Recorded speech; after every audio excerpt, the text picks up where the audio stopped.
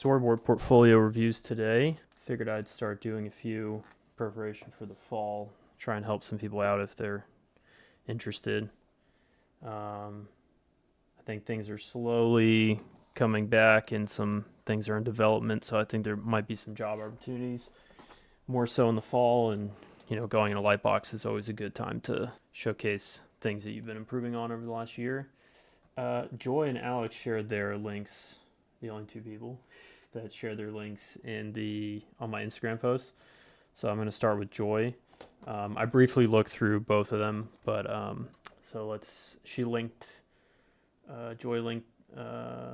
their storyboard portfolio. So I'll kind of do a broad go over the entire website, and then I will give some feedback on the website as a whole, and then I'll get into actual portfolio piece feedback. So first off, it's pretty clean, neat. Everything is clear where everything is laid out, so that's great.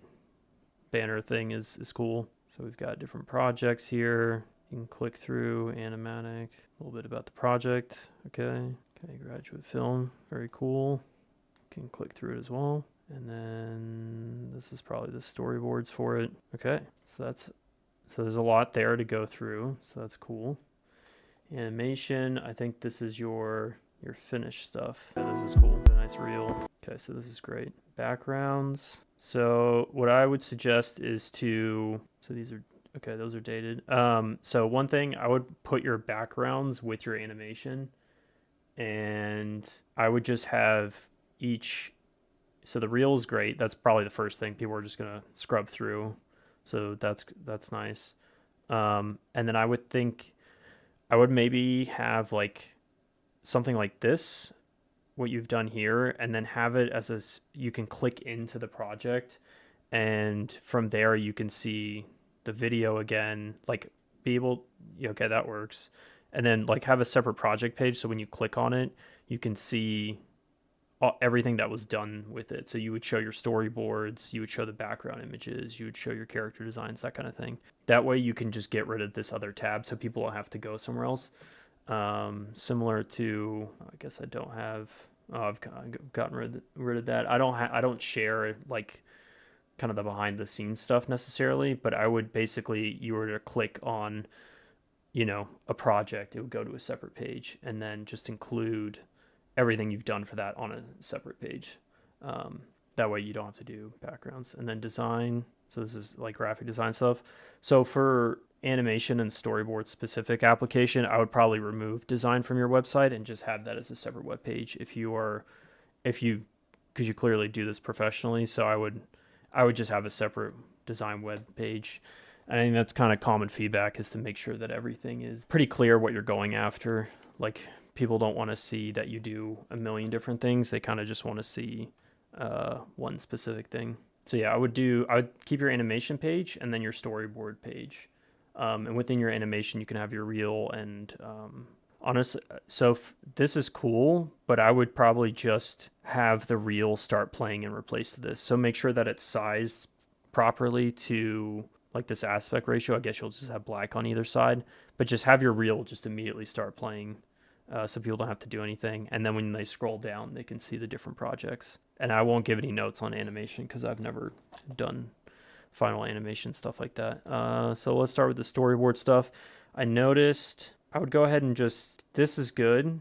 This side-by-side thing. Is this just a different one? Opening sequence. Yeah, so I would keep these, and I would just get rid of these just because you already have the two other videos. And then this is cool. I mean, this is fine to show behind the scenes stuff. And again, you can probably just get rid of this graduate film because it'll be underneath your animation. And what you can do is you can leave the storyboard here. Yeah, and again, put this under the project. So in your menu bar up here, you'll just have a drop-down menu basically. And then there you can have these character designs in that project page. So looking at this, and let me just take a quick peek through here. And that. So these two towards the end compared to this one at the top, this one looks much newer, and you've definitely improved on your figure drawing and draftsmanship skills. So I would just stick with this one And because you really, less is really more in this case. I mean, I've seen people get hired with just one storyboard sequence on their portfolio. So I would advise to just have your best stuff up.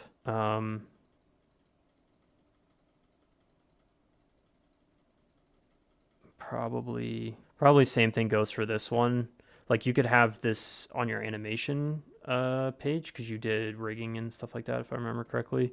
So that's great, but I would probably remove the storyboards from here, and I would probably just only have this one and and maybe these guys once I go through them. Just because you want to show quality and you don't want to show anything that's might be dated or you think you can do better now and that kind of thing. So, and again, people like recruiters don't have the time to sit through and watch every single animatic. So, they'll scrub through and they'll immediately see whether or not you could do the job. Yeah, like these drawings, your piece at the top is much better than these drawings. I'll leave it at this because I'll use this shot to show something. And then sketchbook, you could make that a separate tab. So you just have animation, storyboards, and a sketchbook. That's what I do on mine. I just have a separate one where I throw different things on there. It can be videos too. I do like short little exercises on my iPad. Okay, but overall, very nice, very cool. Figure drawing is always great if you can show. I don't think it's necessary to put the time on them and don't date them, but just take your time and do some good high quality figure drawing and just throw a few of those on. Keep them digital. I mean, you can do them in traditional, but if you do that, just try and get a good scanner or a good picture. I think libraries usually have scanners you could use. Okay, let's go through your first scene, which might be your stronger scene. So yeah, okay, I'm just gonna click through. Okay, there's some cool stuff in here. I like some of the camera moves. Drawings are nice. I think one key thing to maybe take into consideration is some of the scale and the environment and how your characters, like where they feel they are in the scene. So like here, the trapdoor feels kind of close and like she's at the column and she could be halfway to halfway. It just feels the room is smaller here. And then she's already like, so here she hasn't moved here. And then here she feels further away immediately. So there's some time, it's one thing to time jump, but it also just feels like she's a bit further away immediately. And then here again, she seems very small compared to, I know she's like kneeling down, but she just seems a tad smaller than I thought she might be. And as far as Dutch tilts go, I don't think you need them as much as you're using them. I think you should keep them very, it's very stylistic. So I think you should try and keep them as, and here again, the room feels very big. So there's some things we can look at to changing that. But Dutch tilts are, I'd keep them much more subtle. I think this is too much of a Dutch tilt, and then use them, very sparingly. But let's see. And I mean, I think this scene there's a lot of cool stuff here, and I think you should probably keep going. Maybe make a longer scene. Something that's like 1 to 2 minutes, so you can introduce the characters, flesh out the story a bit, maybe reveal some stuff that's going on behind here, behind the trapdoor. So maybe instead of ending on the spell, it either doesn't happen or maybe it does. And while the spell's happening, the trapdoor opens and then the characters have to encounter what's underneath the trapdoor. But I would start with a establishing shot here. So instead of opening on this, I would, show the entire environment. And this could be a great place to maybe throw in, if you make like a mock environment in Blender, you could totally have like an establishing shot. Let's see. So I'm just going to just get a peek at the scene again. Okay. So, I mean, I would try and have some depth in the shot, but keep it pretty. So maybe you have a column here in the foreground. I'm going to go ahead and it's always good to have your grids in. So you want something that really shows the scale. And maybe if the lady on the right in the one that's not dressed like a witch, if she's your main character, you could probably have her like walk into frame So you could see the witch is like, maybe she's looking through the bookshelves or something. So she could be somewhere here, and then your main character walks into frame here and is like, maybe she's like in a hurry, like she knows that something's up and that the witch is actively looking to do something, which could cause a problem. So you could have all your other bookshelves here. So again, just try and keep like the whole scale, show like the ceiling, just a wide lens, because you definitely show a bit of that, but I think it'd be cool to have, get the audience and really immersed where they are. So something like that. And you could have maybe, the camera could like dolly in or something with her, but she'll run past the camera, because what you want to try and do is create as much depth as you can in every shot. Let's see. Oops, my pen is not. Let me refresh this. Actually, I'll just open it in speaker deck. Yeah, so if she like runs into frame here, you could have another shot where it really shows the space. So kind of one of these down shots like this. Again, it's very important to get your perspective correct here. So maybe you have like a column, and she's like, remember, keep the screen direction. So here she's going right to left. So we want to just keep that going, and she'll always be screen right, which I think you do not cross the line. So that's good. So we can show her running across this expansive room. You have all your bookcases, something like that. That could be very cool.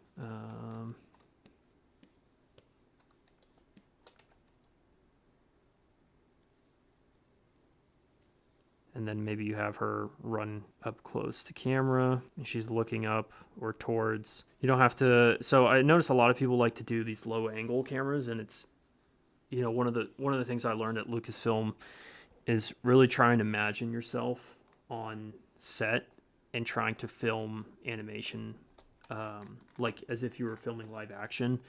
So just try and picture yourself having your camera on a tripod. So you don't necessarily need to have everything be a low angle, but you can keep it like, pretty dead on, and it can still feel cinematic if you can get that if you add some depth of field.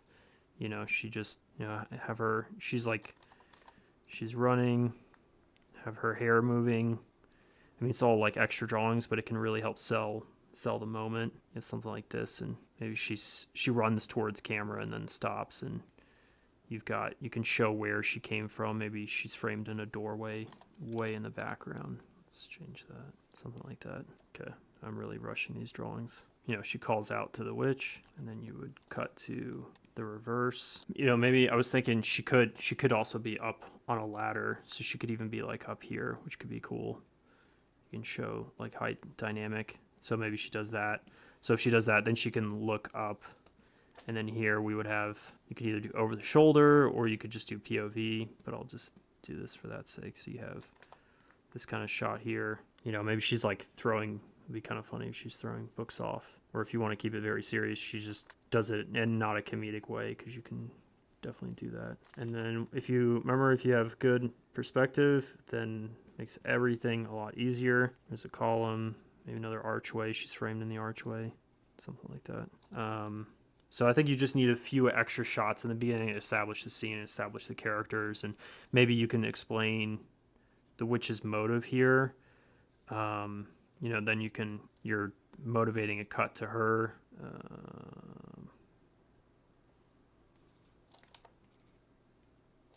And then again, depending how close you are, you kind of just want to keep everything the right scale. So this is kind of where a 3D program can come in handy, because you can kind of just set up a couple of, with grease pencil and blender, you could set up like a couple of character drawings and just kind of move them about and get a feel of what's the accurate scale and representation of, maybe she's like this or something, and then she could be over here. You have stuff in the foreground, maybe books or papers are coming out of the thing, and she grabs what she needs.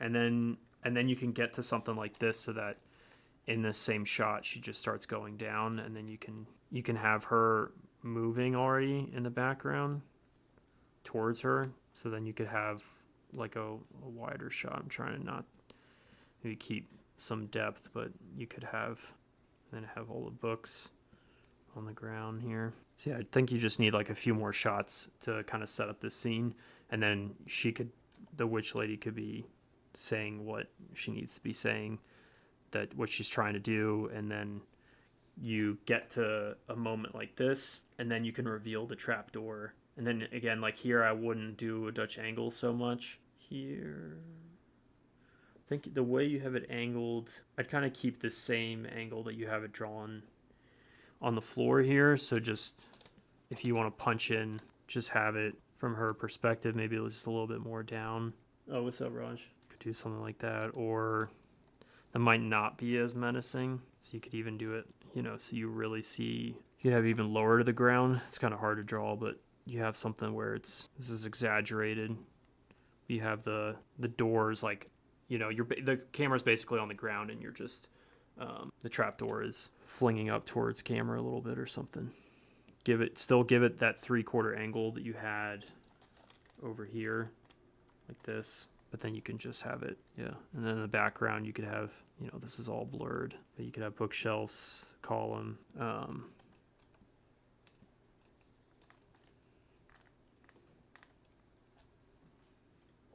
see.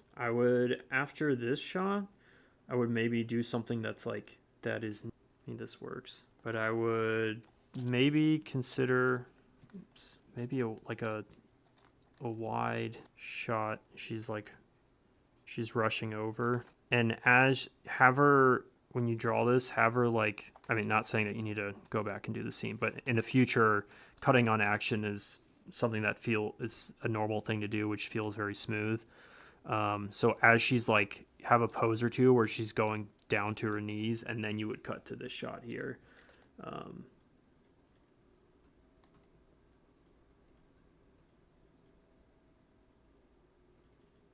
And you might even be able to, because here the camera's kind of craning up and then panning over, which is great. I mean, having camera moves alone is really important in your scenes. So maybe you could probably just get away with a pan and not have it crane up. So if you were lower on the ground, she's really trying to hold this down. Then you can, from here, I don't know how to copy. There we go. And then you can have she could turn over, and then your camera just pans. So it's a simpler camera move like this.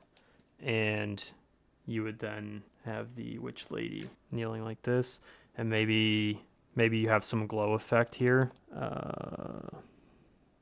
So you can kind of something light, so you can kind of see that she's up to something. And then maybe you cut to her reaction.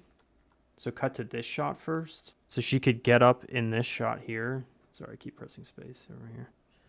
And then you cut to a shot like that. You have this shot here. She finishes getting up out of frame, and then she walks forward saying, "What are you doing?" And then you can then cut to back to a closer shot of her. Maybe you're tighter on her, and you're slowly dollying in.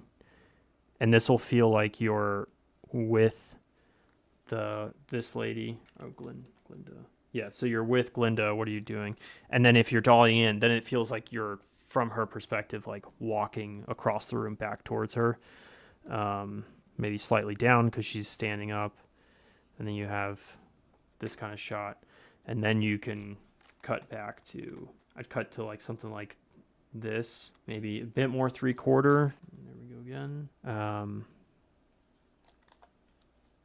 And you can use the hat to frame her. There's a shot in, let's keep the eye line. Try and always keep the eye line up here in the upper third. It's just a more cinematic feel. Maybe we're a bit tighter, but you can have her hat like this. So this whole thing is just silhouetting her, and then you could cut to the book, what she's looking at, which you have. Yeah. So that's cool. And then, again, the Dutch tilt is just a little too much. So if you want to do a Dutch tilt, try and keep it very minimal. Because even if you do a little bit, it's gonna immediately feel as if, maybe get the whole book in here. It might be better to just go with a wider shot showing how much closer she is to her.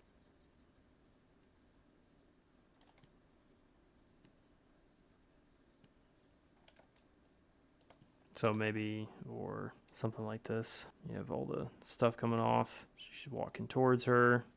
You can still have a bit of depth.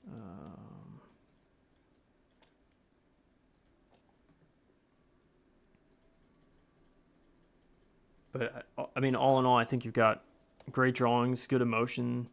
You can really feel the characters, what they're feeling. I mean, this is very cool here at the end. So stuff like that's great. You can totally do these things with these fast camera movements. But yeah, maybe just a couple additional shots to kind of help, for clarity's sake, like where they are, what they're doing, show a bit more character, acting within each shot, add a few extra drawings. But I mean, overall, it's a great little scene. Just need to lengthen it a bit more and introduce the characters. And that's what's really tough with like a 1 to 2 minute scene, is to actually sell the idea. And you want to cram all this extra lore into it, but it's best to just keep it simple, because I did that in my first couple of scenes where I was just like, oh, it's all this whole world thing, but like you just got to keep it as relatable and simple as possible. But there's definitely a lot of good stuff. Yeah. And then, so again, like something like I would probably remove this one, just because the level that this is at is much, I think it's a little bit higher than this one. And this is obviously done with, the boards are done in a specific style for the way it was animated. So I just keep this on your animation page. And then here, yeah, I mean, the animation's awesome. Very impressive. Very cool. But yeah, you can totally keep this stuff. Maybe, or I mean, yeah, keep these two, or just one of them. And excuse me, you could link to the other couple, but just trying to keep as much and as little information as possible. Yeah, so I think I would just maybe, there's a lot of creative stuff in here. Honestly, I'd probably maybe just move this whole, like this as its own project page underneath your animation, because I think your storyboard at the top is just a lot better than, like, it's clear that you've improved. So I just wouldn't show that kind of stuff. And I think, for instance, yeah, see, Livebox 2020, so this is from a few years ago. So you've definitely improved a lot. So I would just get rid of this. And there was a shot that I was gonna show you, one point that I wanted to, yeah. So this shot here, when the reason why perspective is so important in storyboarding is that you're trying to show the camera that someone's going to be, that layout or previs is ultimately going to have to use. So whenever you draw a perspective grid, you have to draw everything else in relation to that perspective grid. So if you have this like really extreme high angle, it's like a worm view basically, and it's a wide lens, and it's doing something like this. You have to draw every part of the body to this unless they're doing something else. So if the perspective is like this, then you need to keep that perspective going. And you can just use your grid lines. If you do a good grid, then you can just draw to that, if that makes sense. So like, I'm doing very structural drawing here. This is not how I would actually draw, but yeah, because right now the way that this is drawn is the person's not, it's like they're tilting over towards the camera versus like standing in line with the perspective. So this is just something to keep in mind whenever you're doing low angle cameras and that kind of thing. Because honestly, you could totally just get away with doing like a long lens that's relatively flat, something like this, and you just have like a, I don't know, something like this, and you can still have like people in the foreground run by. You can keep it pretty cinematic.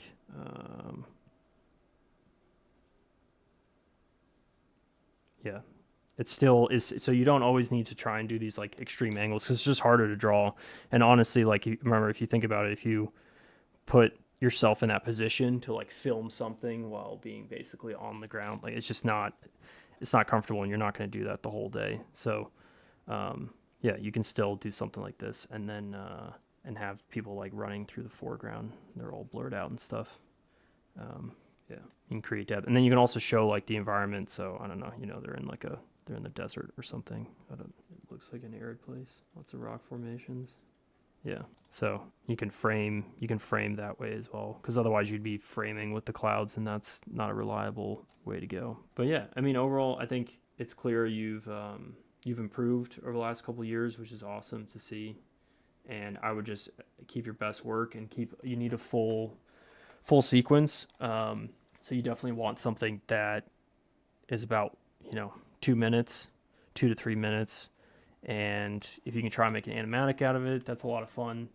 That's a massive part of the process. And I've got a video on my YouTube about how I did the K9 animatic that I did for Lightbox a couple years ago. And yeah, so I think so you could definitely keep pushing this scene, or maybe there's like another story you have with these characters you want to explore, and just keep it, relatable, not a whole lot of exposition, just character conflict, keep it simple. And yeah, and about me. Awesome. Well, Joy, thanks for sharing your website for this live stream. And let's just check everything. Yeah, everything works. Cool. It's always like, I'm working, but I always check to make sure that my website works every couple months. You never know what could happen. But awesome, very cool. And you're from Australia. That's very cool. So you're doing a lot of great work. It looks like you're animating, winning awards, and submitting things, which is great. So just keep going, and yeah, look forward to seeing more of your posts. And send me something if you want me to look at something, if you're working on something new ahead of Lightbox this year. And because you got 2 months. Cool. All right, let's move on to Alex. Or wait, first let me go through the website. Cool. So portfolio about contact. So you got a bunch of different little videos, animatics, some previs looking stuff, which is cool. Okay, lots of stuff. So you've done a lot of work. I like seeing this like hybrid. You've got a plain model where you need it, so you don't need to draw that. That's very cool. Yeah, it's nice to see you're working with a bunch of different elements, whether it's images or models and overlays, that kind of thing. So you're versatile. But yeah, Alex, the same thing goes for what I said about Joy, just having your best stuff first and only your best stuff. So if you have a lot of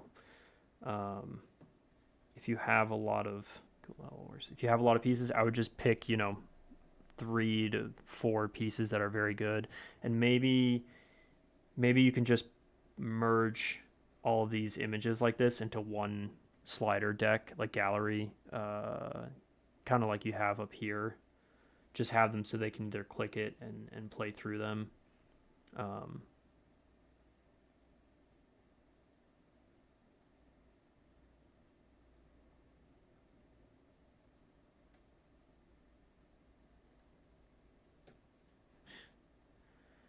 See, very cool. Playing around with some camera moves and compositing things. Let's check out the scene at the top. So this looks like grease pencil.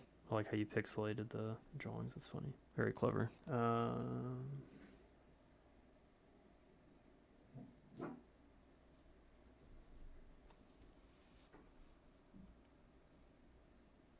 Let's see. Check out some of these other ones. My partner just came home, so if you can hear her with the dogs, I apologize. So I would keep, and maybe, so I'm on my Cintiq, so some of the things might look weird on my monitor if it looks normal on your website on like a laptop screen or something. So is this your previous maybe? No, this isn't. Okay.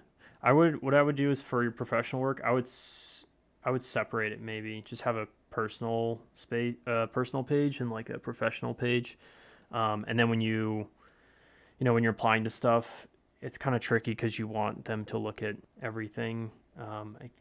Yeah, it's kind of hard to, like, you could have all of these Hunt Clash commercials on a separate page, so you can kind of showcase that skill set, and then also have a separate page for your personal animatics and things like that. But let's check out this, because here you got some 3D stuff going on. So you got some cool camera moves, camera animation. So what you could do is you could, kind of how Joy had it, where like side by side, with the band music video kind of thing. You could have it in the same video, or just a link to the final, so it doesn't take up too much space.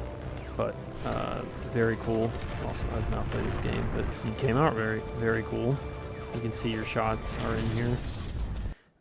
I would, for a lot of this, I'm not sure how you did some of this plane stuff, but I would try and use, if you did this in Blender, I would try and use curves as much as possible, and just lay the curve out so you get a smooth plane. Especially these World War II planes, like, they weren't that maneuverable, so you would want to, draw a curve in Blender, and then just have the plane on that curve and just animate it to that curve, so you can get these nice, smooth, like swooping movements. And then the same thing goes with the camera.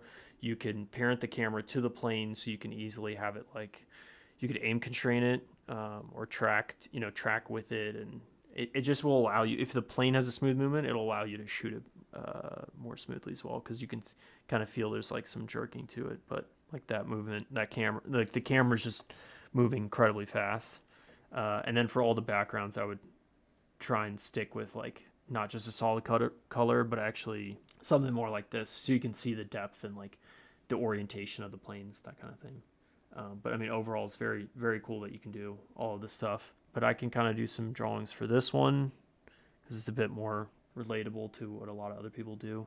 So let's see, let's do this. So again, same thing from Joy's scene. I would just do a longer scene, you're establishing, which is great, and maybe kind of introduce the characters. You can make this character a bit more menacing with a different camera angle, and personally, a shot like this I wouldn't do because it's hard to get the camera in this kind of position. Let's see. Okay, so this works. Instead of a flat shot like this, you could also just you could cut closer to this.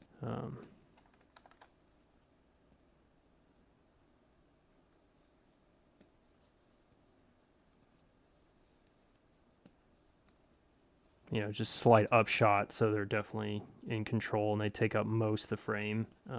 Something like this, and then that's cool. You won't get that same shot in there, but you could, instead of staying on this shot, you could also like show them dancing one more time, and you specifically point out this guy. I know you've color coded it, but it won't, like in the final animation, it won't be that clear that who the main character is, unless they're clearly another species or something. But I would maybe get a POV shot from this person and something like this, what you've done, and then show them dancing, and the character's clearly like is not in sync with everybody else.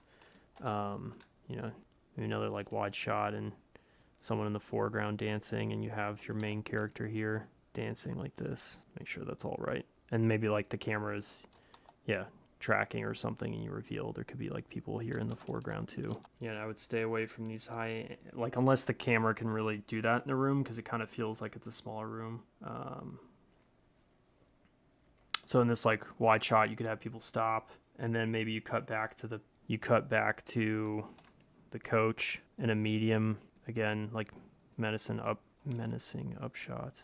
Maybe this is the glass in the ceiling, and then walking towards camera, and then you would cut to this shot that you have here, but again you can keep the menacing feel, so you would have him walk into frame like this, depending how tall. It doesn't have to be this extreme, but you could also just, a lot of this stuff takes a shit ton of work, but what would be cool is if you had the other people step back, so they're also kind of terrified of the coach.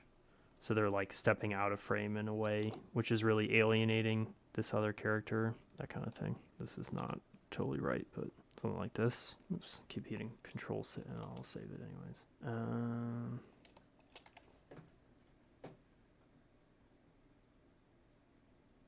See, in here you jump from this shot to this shot, which it almost feels like you jumped the line, like you're borderline on the line. The 180 line. So I would go ahead and maybe, if you're going to do a shot like that, you could then show the character like this, and you could have people in the background, give them different reactions. Maybe they're like whispering, like a couple people whispering to each other.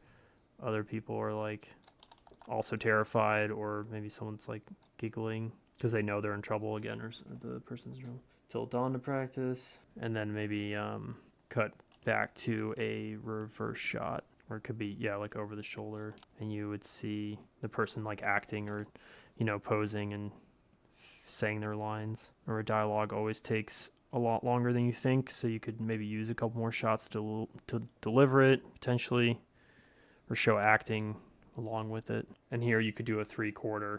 So instead of this, you could then cut back to a wide like this, or maybe you're slightly 3/4 over, so not too much, something like this. Maybe the mirrors here, And then you could play around with the scale, that kind of thing. And then they could start walking towards camera like you have here. And then you could just cut in on this 3/4 longer lens or something, and then just have them like a medium. They fall to the floor, something like this. And people like walk past the camera, that kind of thing. So they exit like this.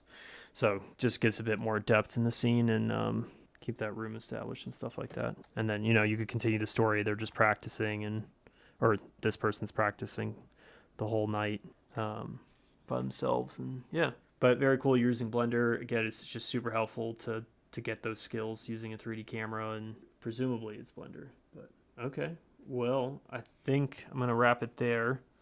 But I hope those are some helpful tips. And nice. It's a fun drawing. 10 Square Games. Okay, sweet. So seems like you're full time there. That's awesome. Well, yeah, hopefully I see some more, 3D and Blender work as well. Would love to see more of the video game kind of commercials and things. It's very cool. But yeah, just try and keep looking at, oh, okay, you also have other stuff. Nice. Oh, very cool. Okay. So you do a bunch of different work and you keep it separate. Okay, right on. Oh, very cool. Okay.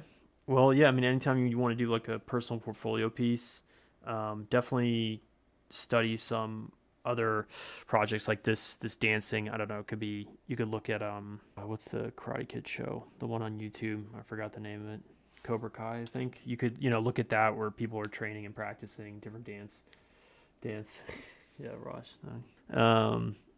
different dance scenes, other martial art kind of training class scenes, just kind of see where they place the camera and what they're doing to give different characters different power in different situations. But yeah, I'll kind of edit this video down a bit, keep it a little bit more condensed, and we'll have it up on YouTube later. Cool. Well, thanks guys for joining. I'm going to cut the stream. Again, feel free to ask any questions, comments afterwards, and hopefully, do this every couple weeks or something. See ya.